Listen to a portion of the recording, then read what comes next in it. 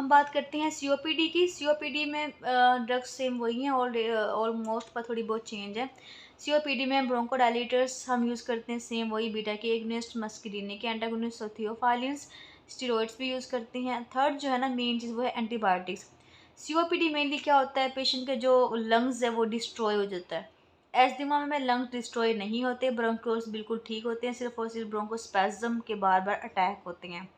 लेकिन सीओपीडी वाले पेशेंट कौन से होते हैं, सिगरेट स्मोकिंग वाले, जिनका जो लंग का वो एरिया है, एक तो वो जो एरिया है उसमें कॉन्स्टेंट इन्फ्लामेशन की वजह से, सिगरेट की एंटीजन की वजह से एक तो वो डिस्ट्रॉय हो जाते हैं कुछ पार्ट, और कुछ पार्ट जो ब्लॉक हो जाता है, मेन उसके अंदर कॉन्स्टेंट जो ब्रोंक्यूल्स हैं वो बंद हो जाते हैं, एयर वे जो है अंदर जाता ही नहीं है। ऐसे पेशेंट बहुत सीवियर होते हैं। ठीक है। तो ऐसे पेशेंट आते हैं, पहले वो उनके जो लंग्स है वो मैनेज कर रहा होता है उनकी ऑक्सीजन को, लेकिन जब उनको कोई ना कोई इन्फेक्शन हो जाए, ठीक है, मतलब उनके लंग्स का कोई इन्फेक्शन हो जाए, इन्फेक्शन की वजह से उनका जो सीओपीडी है वो एग्जर्बेशन हो जाती है। इस कंडीशन में हमने एंटीबायोटिक्स देनी होती हैं, क्योंकि उनको एक्यूट अटैक इन्फेक्शन के बाद ही होता है और उनकी सीरियस कंडीशन सीरियस हो जाती है। एंटीबायोटिक्स में हम फ्लोरोक्विनोलोन दे सकते हैं, एमोक्सिसिलिन दे सकते हैं और क्लेवुलिनेट, एमोक्सिसिलिन के साथ क्लेवुलिनेट देते होते हैं। ये जो है हम इसके अंदर मेडिसिन इनको दे सकते हैं।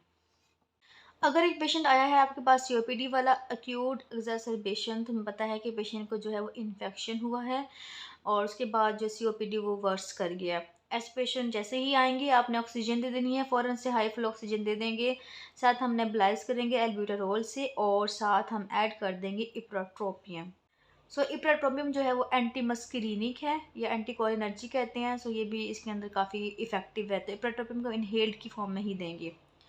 उसके बाद जो है हमने इस पेशेंट को आईवी और ओरल कॉर्टिकोस्टेरॉइड पे हम डाल देंगे, वो प्रेडनिसोलोन देंगे, मिथाइल प्रेडनिसोलोन देंगे, साथ हमने ऐड कर देनी है एंटीबायोटिक्स, फ्लोरोक्विनोलोन या एमोक्सिसिलिन, जो भी आप चाहें दोनों में से ऐड कर सकते हैं।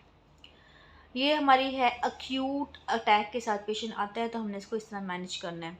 अब अगर पेशेंट क्रोनिक सीओपीडी है और वो घर जा रहा है, तो आप किस तरह से उसको घर के ट्रीटमेंट देंगे। उसकी ट्रीटमेंट के लिए हमने पहले क्राइटेरिया पढ़ना है कि अगर तो उसका क्राइटेरिया इनमें किस में फॉल कर रहा है, उसके अकॉर्डिंग हम उसको मेडिसिन देंगे। स्टेजेस हैं डिफरेंट। अगर ये है गोल्ड क्राइटेरिया। गोल्ड क्राइटेरिया में हमारे पास 4 क्राइटेरिया, जैसे mild, moderate, severe, very severe. अगर तो पेशेंट के सिम्टम माइल्ड, कब हम कहते हैं माइल्ड है, हमने उसका स्पायरोमीट्री किया है, उसमें फोर्स एक्सपायरेटरी वॉल्यूम 1 जो है उसका वो 80 से ज़्यादा है। 80 से ज़्यादा है तो उसको माइल्ड सीओपीडी है। अगर 50 से 79 है तो मॉडरेट, 30 टू 49 है तो सीवियर, और 30 से भी कम हो गया। फोर्स्ड एक्सपायरेटरी वॉल्यूम का मतलब ये है कि पेशेंट जब एक्सहेल करता है तो वो कितनी हवा जो है वो बाहर निकालता है। अगर तो लंग्स डिस्ट्रॉय हो गए हैं और ब्रोंक्यूल्स जो हैं वो बंद हो गई हैं, तो पेशेंट जो है वो एक्सहेल नहीं कर सकता। बाहर जो फोर्स्ड एक्सपायरेटरी वॉल्यूम, बाहर जो हवा निकालेगा वो नहीं, मतलब अंदर जो ईयर है वो ट्रैप कर जाती है, वो बाहर नहीं निकाल सकता, तो उसकी कंडीशन उतनी ही सीवियर होगी। 30% से कम का रहा है, इट मीन्स कि सीवियर कंडीशन है। सो हर स्टेज के अकॉर्डिंग डिफरेंट मैनेजमेंट है इसकी। ओके जी, अब हम देखते हैं सीओपीडी की थेरेपी किस तरह से है। अगर तो पेशेंट है माइल्ड, वो 80 से ज़्यादा उसका FE1 है, तो हमने शॉर्ट एक्टिंग ब्रोंकोडायलेटर ऐड कर दें। कौन सा, इप्रोट्रोपियम मेनली ऐड कर देंगे, एल्ब्यूटरोल भी ऐड कर सकते हैं। तो शॉर्ट एक्टिंग कोई ब्रोंकोडायलेटर आप ऐड कर सकते हैं।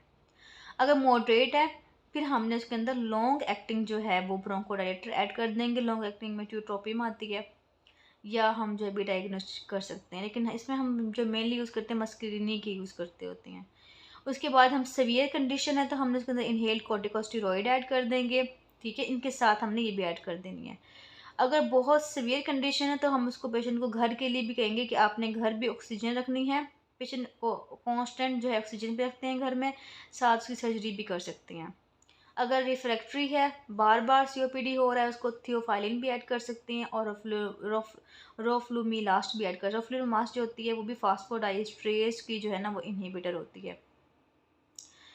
सो हमने घर के लिए पेशेंट को जो है वो ऑक्सीजन दे दी। ठीक है, शायद अगर उसकी मुसलसल 88 से कम हो रही है तो हमने घर के लिए दे देनी है ऑक्सीजन उसको।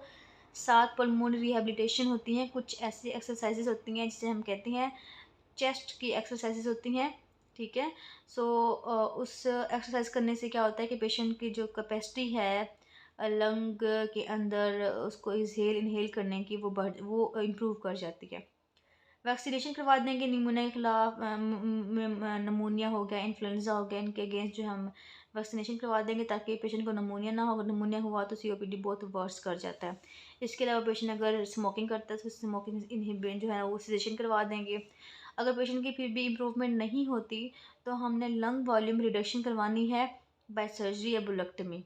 ठीक है, ये तब करवाते हैं जब पेशेंट बिल्कुल एंड स्टेज पे हो, या लंग ट्रांसप्लांट करा सकते हैं जो कि पाकिस्तान में नहीं होती, लेकिन अदर कंट्रीज़ में भी पॉसिबल है, लेकिन यहाँ पे इतनी डेवलपमेंट नहीं है अभी। सो इस तरह से हम जो है सीओपीडी को मैनेज करते हैं।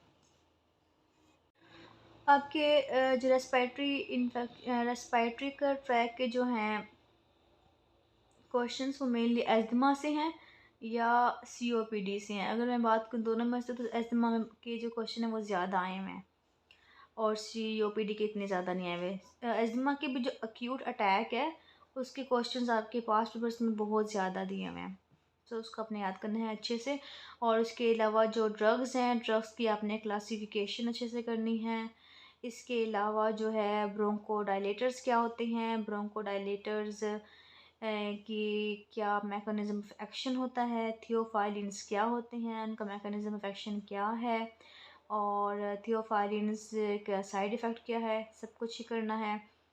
इसके अलावा जो है लिकोट्राइन रिसेप्टर के जो एंटागोनिस्ट हैं, लिकोट्राइन रिसेप्टर के जो ड्रग्स हैं वो करनी है आपने। ये सारी सारी बहुत इंपॉर्टेंट है, आपने ड्रग्स क्लासिफिकेशन वगैरह करनी है। आपके पास्ट पेपर्स में ये क्वेश्चन आए हुए हैं और बहुत ही इजीली सॉल्व हो जाएंगे, कोई मुश्किल नहीं है।